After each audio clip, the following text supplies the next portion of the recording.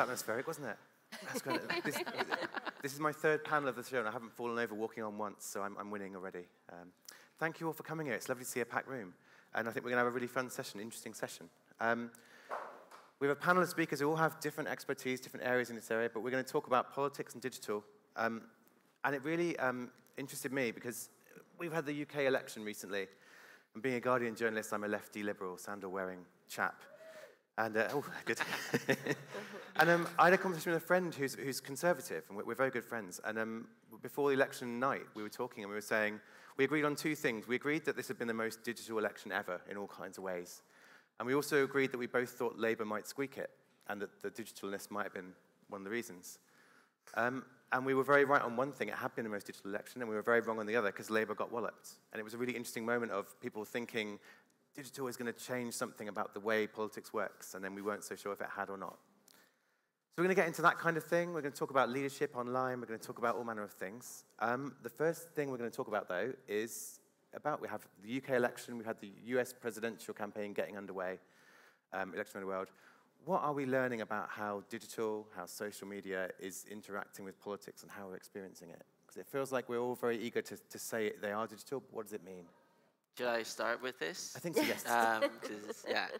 So just to put it out there, first of all, I am a civil servant, so I'm not from a political party in the United Kingdom. You can tell by my accent that I'm from the United Kingdom. So that's a starting point, just in case there are any questions later. I don't represent a political party. In terms of it being the most digital UK election, there has been a lot of talk about that. And from my perspective, it was very digital because of the way that it was communicated. And I know that there's plenty of debate about this, but it was the first ever election where all of the appointments following the election itself were put out on, first of all, social media and through gov.uk. Gov.uk is the British government's, I guess, pan-governmental website. So it was a big deal for the government in the sense that in the past, you had to be a journalist or you had to be in some way associated with Lobby, which is a group of journalists who work for Parliament. But essentially, you had to have some way of being communicated with other than an open forum. And the government's been pushing towards more transparency and so on and so forth. And so in this election, the idea was that no matter who you were, you would be able to get the information at the same time as everyone else, because ultimately the election is about the population, and the election should be, as a result, very open and transparent for everyone. So that would be my take on why people were saying it was the most digital election ever in the UK. Obviously, the debate then moves on to what extent before the election were people's opinions actually changed or affected by the digital narrative, and why were some of the conversations and some of the polling in particular so different to what the actual outcome was. So I think that's something to debate. I think I think the jury is still out about the polling element. Some of the interesting conversations that were going on at that time that were on digital platforms. I think some of the stuff around, say, for example, Miliband, and the way that he was getting a lot of interest. We've discussed this before, I think, but that never panned out as a real change in people's perception. It didn't pan out that, as you said, a lot of people thought Labour might squeak it. This is how you put it, I think. That didn't ever come through, and so there was a lot of confusion because the polls didn't get it, digital didn't seem to be nailing it, and it may not have been the most digital election as a result. Digital didn't play the role in the lead up. It's funny because I remember because there was a moment in David Cameron's conference speech recently when he said, "Britain isn't Twitter," and Twitter may have thought we were going to lose, but Britain isn't the same. I mean, this idea of are we all searching for digital to be more meaningful than perhaps it is in the wider scheme of these elections? Or? Yeah, I think that. I know very little about politics, but something about human behavior online, and I've been involved in so many different research silos. Everything from cyberchondria, which is a form of hypochondria manifested online, Googling symptomatology. You've got a headache and you're reading about brain tumor. and experiencing anxiety as a result, through to cyberstalking, through to organized cybercrime. And as an observation, what I can say as a cyber psychologist is that wherever technology interfaces with base human behavior, the result tends to be amplified and accelerated online. And arguably, it's probably almost a mathematical acceleration. So when you talk about, grassroots support or astroturfing, effectively in a cyber context, it may be that the amplification effect is what is registering rather than the base disposition. And this gets into an area of sort of big data analytics, and we talk now in network science really about big data on big data to generate that insight and to really drill down. And I've seen studies where data has been analyzed, and it's essentially something that artificial intelligence can never do, is provide insight. That's one of the singular areas where we outperform artificial intelligence for the moment. And the insight piece is actually sense-making of the data. And I've seen analysts looking at, a volume of data and coming to a conclusion or generating that sense-making insight piece and ultimately being 180 degrees wrong. And I think that's really important to factor in when you're paying attention to these movements online, because it's not only that the information may be no good or neutral. That would be a good result.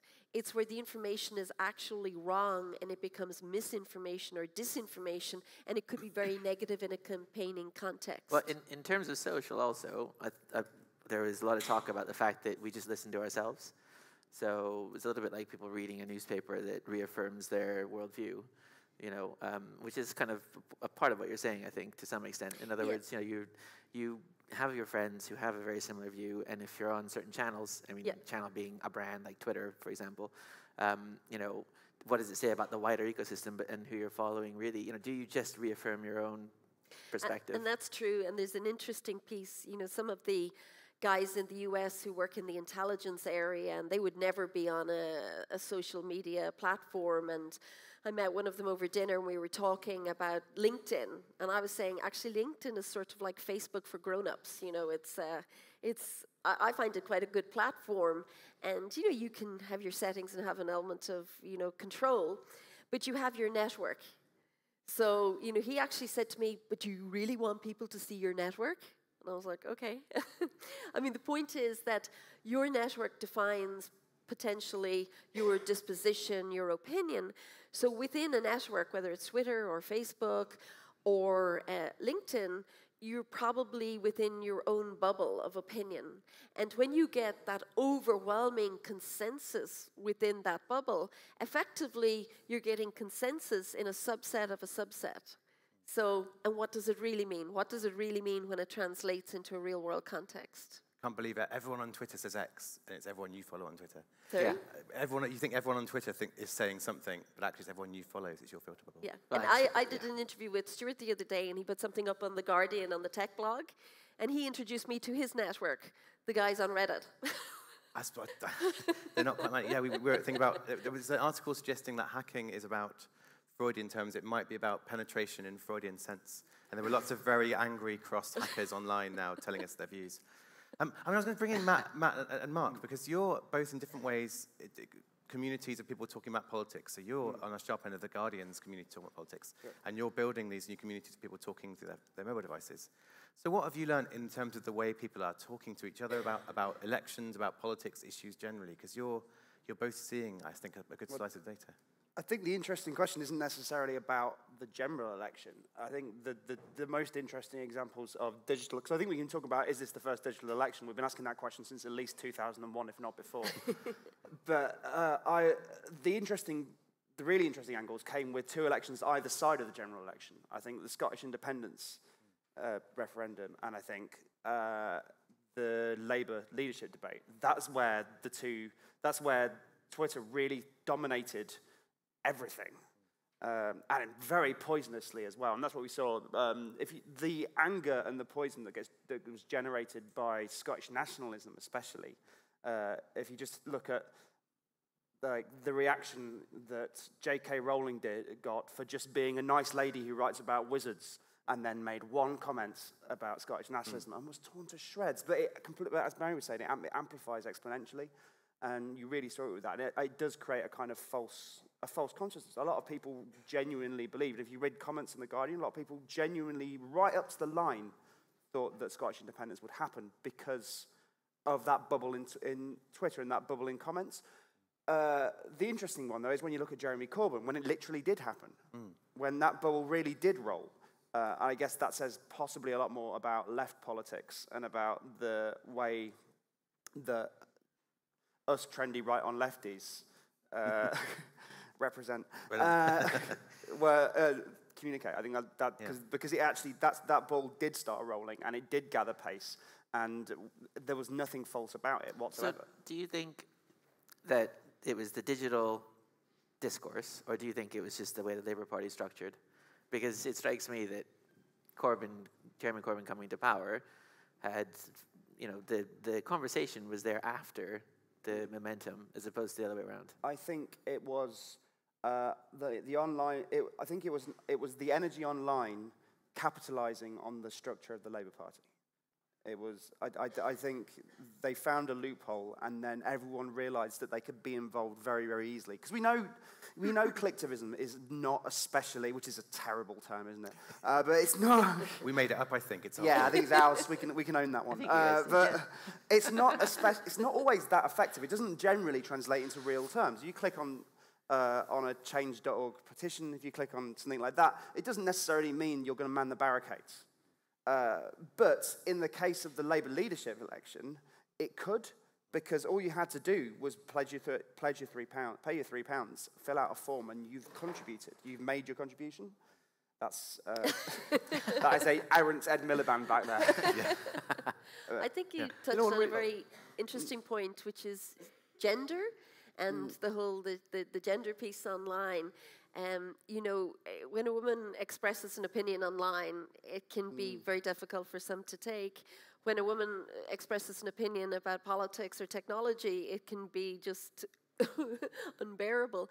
And I think that there's when you talk about trolling behavior, there's a great paper called "Trolls Just Want to Have Fun," and it actually looks at psychometrics of those who express an interest in trolling and scores on psychometric indices. So one is a scale for narcissism, the other is a scale for psychopathic traits, the other is a scale for sadism, and the other is a scale for Machiavellianism. And those who like to troll actually score very highly in this particular study on those scales. And the conclusion of the paper was that trolling was a manifestation of everyday sadism. But I think the bigger issue in a societal context is one of causation correlation. So when you look at this sort of behavior, is it that technology brings out this behavior in humans, yet they act in this, sometimes despicable way and misogynistic way and racist way online? Or is it that that is human behavior? That's what we are. And that effectively technology just allows us to shine a little light and illuminate the behavior. And I would hate to think that that is true, but it may be that we're just all Game of Thrones underneath it all. Well, that's where, Matt, you can, because you're actually building a platform for political discourse that is more than about trolling and hate speech. I mean, are you... We hope. You obviously have optimism that people do want to discuss politics.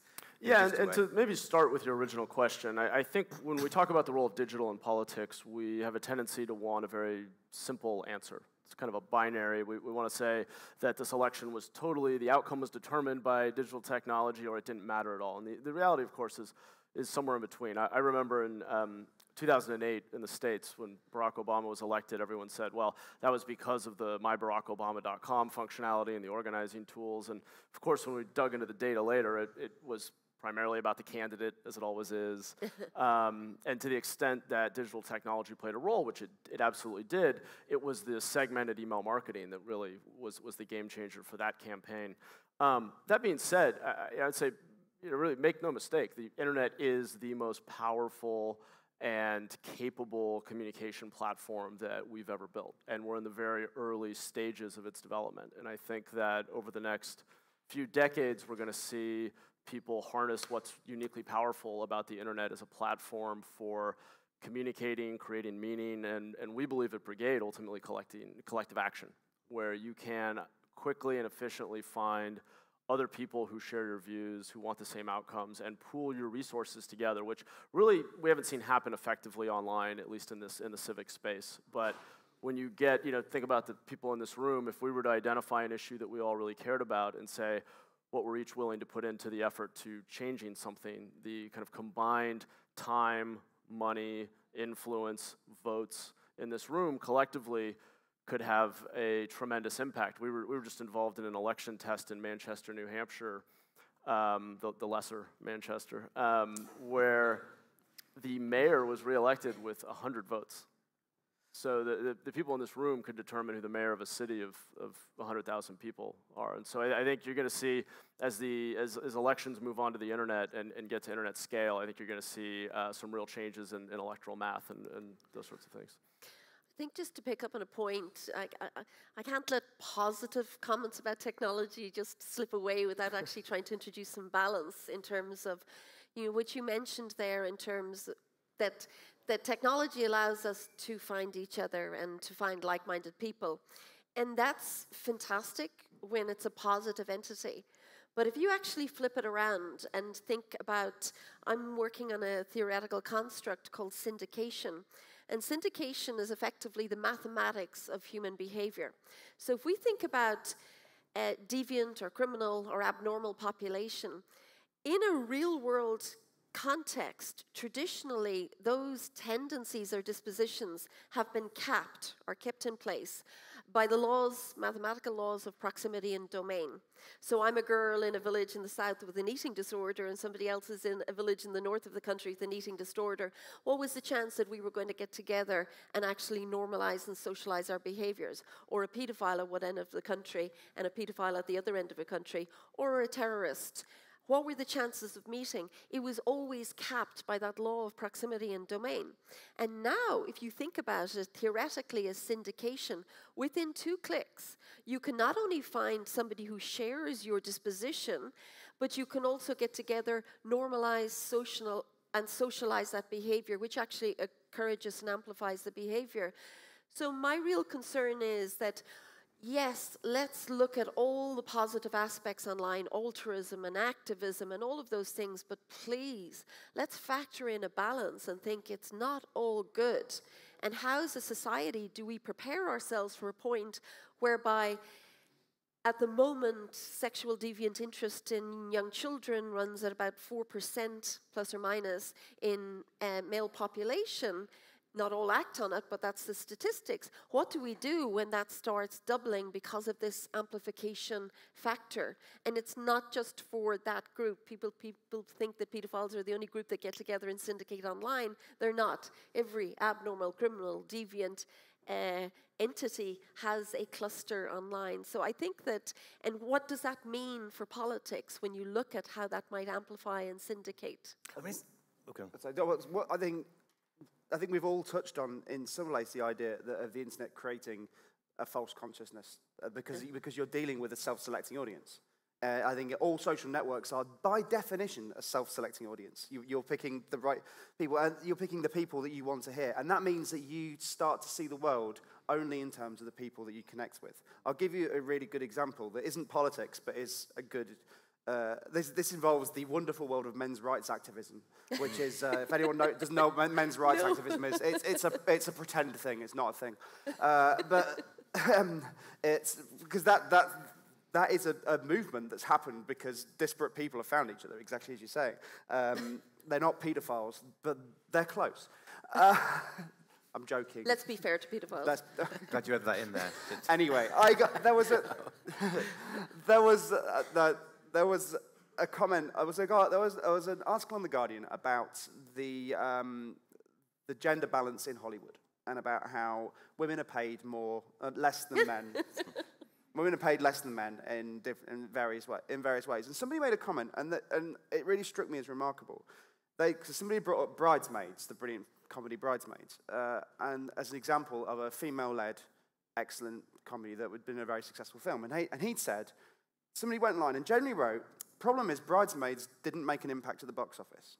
Just wrote that which is, then the next comment said, 3.9 billion worldwide take and Judd Apatow's most successful film. This guy he just kind of thought, I didn't go and see Bridesmaids. None of my friends went to see Bridesmaids. No one I know liked Bridesmaids. Thus, nobody in the world went to see Bridesmaids. And that you just see that snapshot of that little slice of life, and then you project that onto the entire thing. And I think that's what tends to happen. And it becomes a fact. I mean, one thing I wanted to talk about was this idea of, to pull us away from deviancy for a little while. Do the good people do stuff? So the good people who see a campaign and retweet the hashtag, or sign the e-petition, or post a comment on Guardian sportively, and then do nothing else. Like, how do we turn the good people or the passionate people into people doing something? You were saying about manning the barricades, or not manning the Yeah, I mean, I actually completely agree that the internet is just a tool. So like any tool, it's going to be used for good, it's going to be used for bad. It interacts with culture and maybe does shape it, although I would argue that human nature and culture is more foundational, and then that's more likely to determine how we use those tools for good and bad, for sure. I think what's exciting about the internet as a tool, if you just want to study what does this tool enable, is that it's decentralizing. It puts more power in the hands of individuals. Now, there can be a downside to that. I was just in an interview where we were talking about radicalism and fringe movements and the idea that maybe they can pick up more steam faster because of the internet. Certainly. But the counterweight to that is that the internet may provide a platform, I believe it provides a platform for ordinary people to reconnect with civic life, to reconnect with the political process, to more easily find who their elected representatives are. All civic life's become very complicated and opaque for most of us relative to all the other things that we now do with technology, from dating to finding a job to ordering food to getting from point A to point B. Our civic lives are still back in the 20th century. And so I'm hopeful that while there will be downsides, the internet will generally make the process more accessible, more transparent, and get more people involved. I mean, for me, it's a tool, I agree. It's also really more a space. It's no different to this room. Genuinely, and the fact that it's easier to get into the space, brings all the benefits or potential dangers that we've been talking about.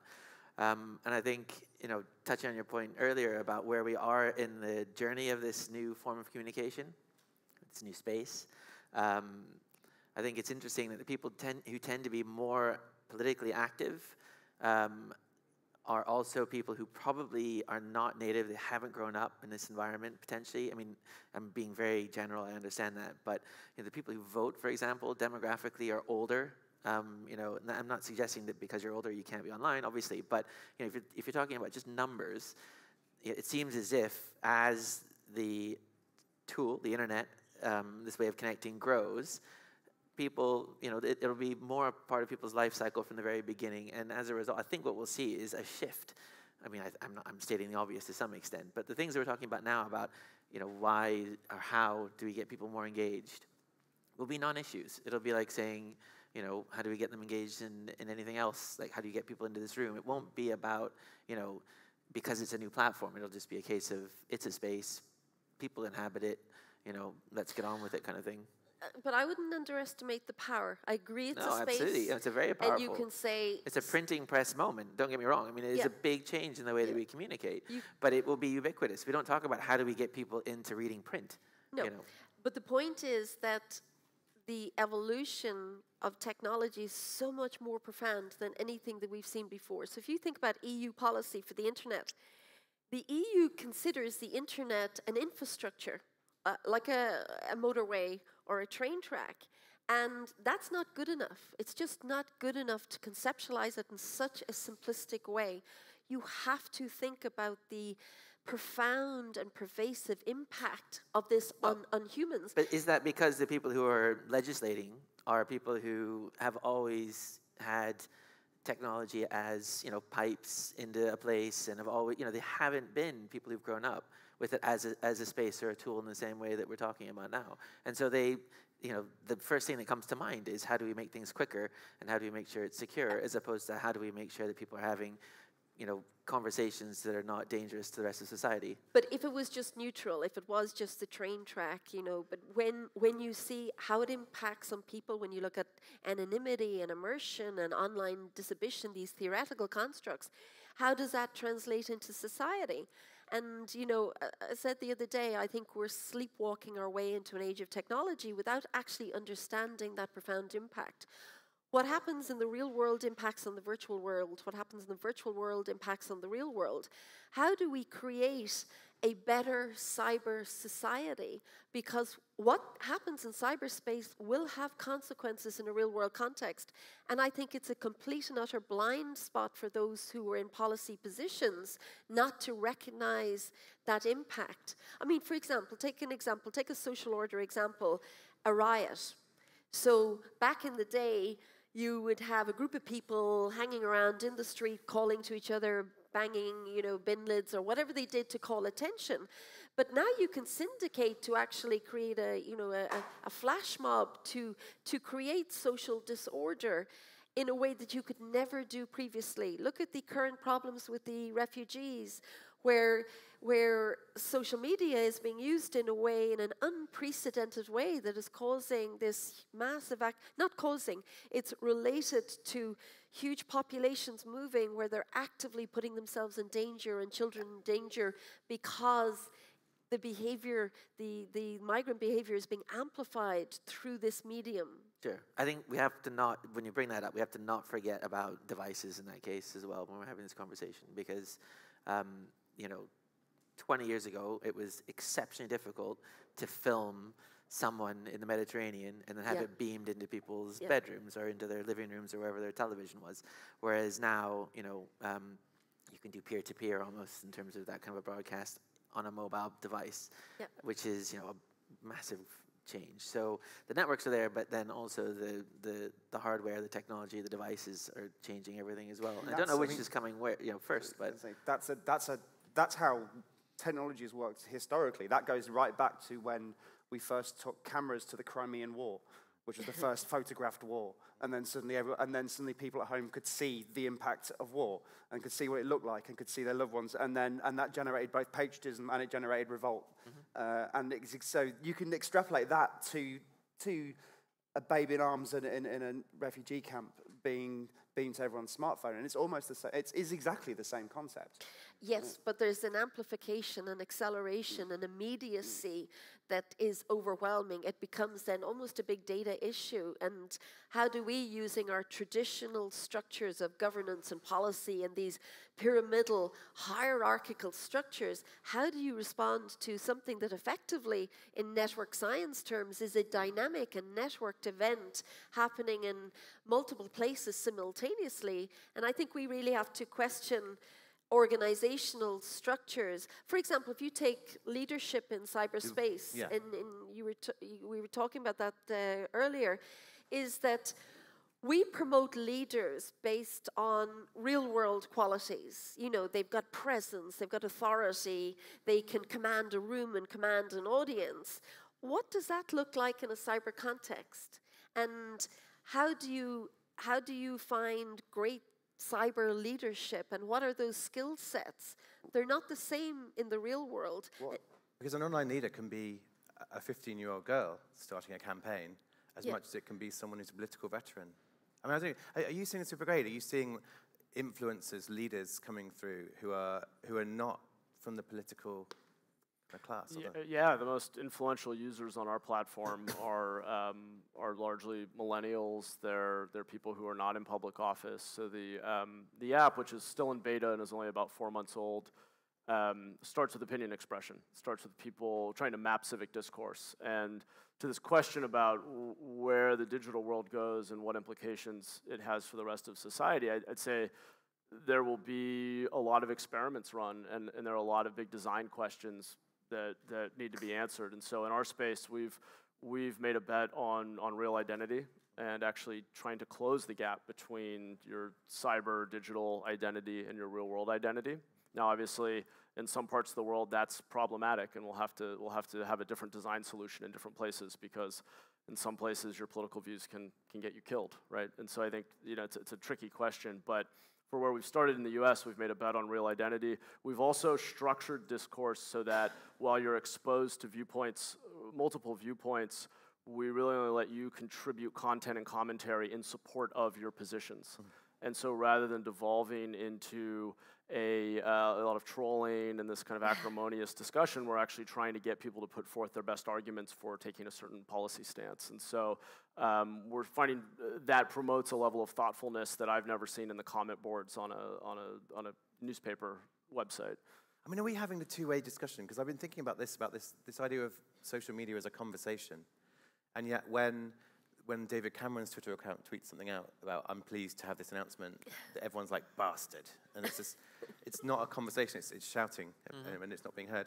And then when a female politician, like you were saying, speaks out about anything of significance, the trolling, and it's rape threats and death threats for someone who's daring to talk about who we should have on a £5 note.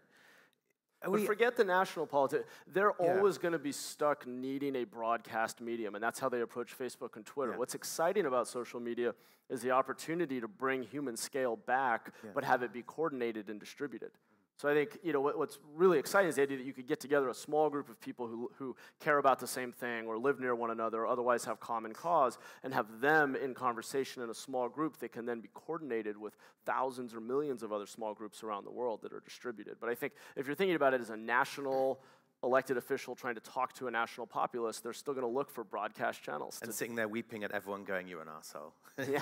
But then someone cited me the example of, I suppose, the hashtag Black Lives Matter, which started as a thing on Twitter and has become a thing that President Obama talks about, its importance. So that was a message coming back from people, and the politician took it on board, and it's hopefully affecting And that was generated very bottom up. Yeah. I think it's an empowerment piece as well. I mean, when you look at media as a push medium, effectively, and the overwhelming misery that we call news, whereby... You're a barrel of laughs today, I tell you what.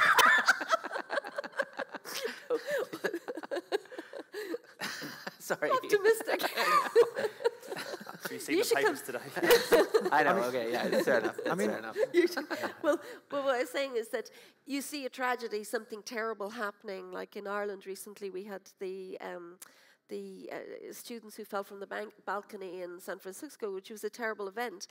And it can cause terrible anxiety and almost, depression to read something like that and to feel so helpless.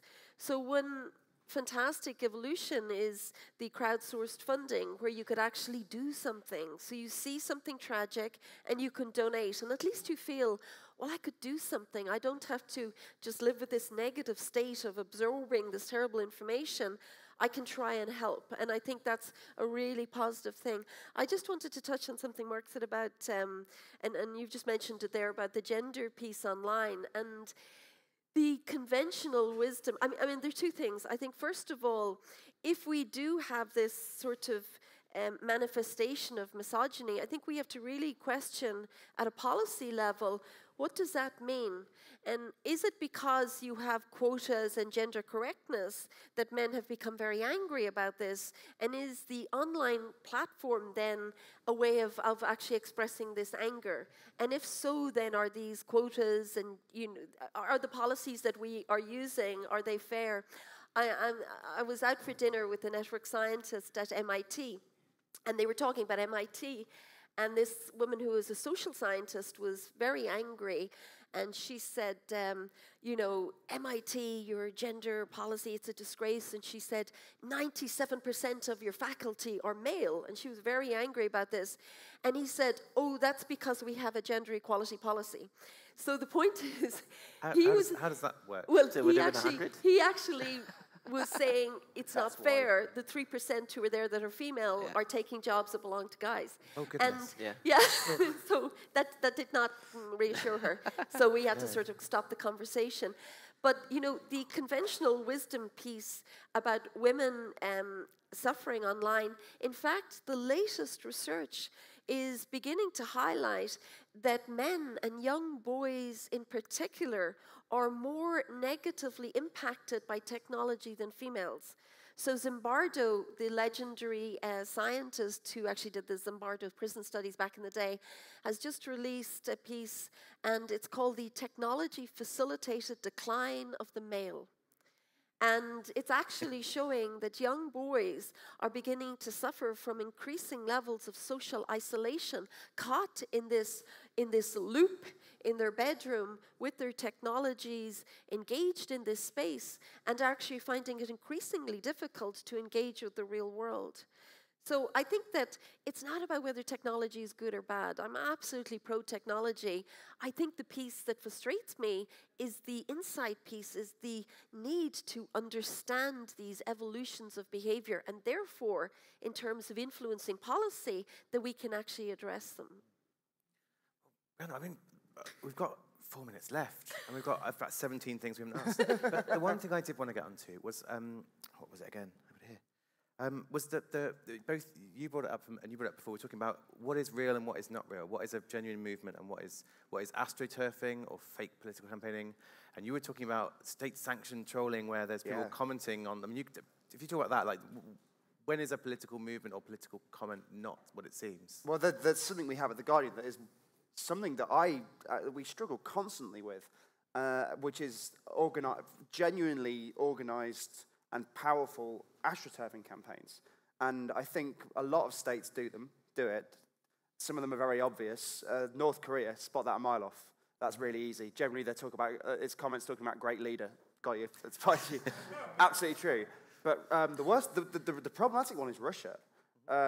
Any article we have in The Guardian, any article that touches on Russian politics will be flooded with comments from people with untraceable IPs, with very suspiciously similar party lines, who are very carefully edging the conversation away generally from the agenda above the line at all, to whatever agenda it is they're being given that day. And we know these exist. We know there's warehouses full of people in St. Petersburg who are paid 30 rubles a day. They're paid to comment on The Guardian. That's probably the business model for The Guardian. Yeah, being paid to comment below the line. It's a substantially more effective one, Can we get a cut that we of have. But genuine paid state-sanctioned trolling is a thing. Israel do it, Russia does it, North Korea does it, China do it, Eritrea do it.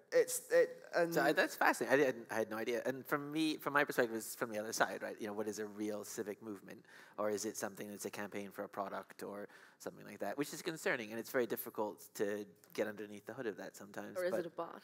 Is it a bot? Right? Is it someone who actually is trying to, sell something ultimately, and they're turning it into so-called civil movement when in reality is something more.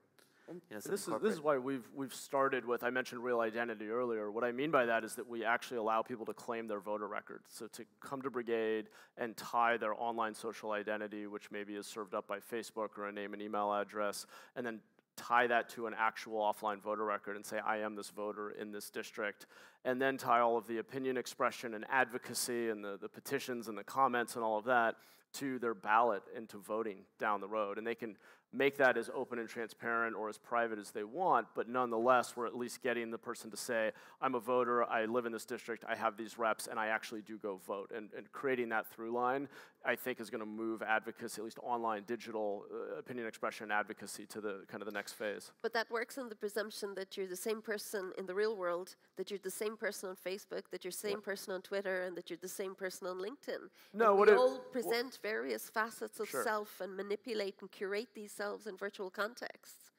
Like, how many people here are something on Twitter and something else more familial? But you only have one voter record, and you can only vote once unless you want to go to jail. So that's concrete at least. Unless you're very, very clever. Yeah.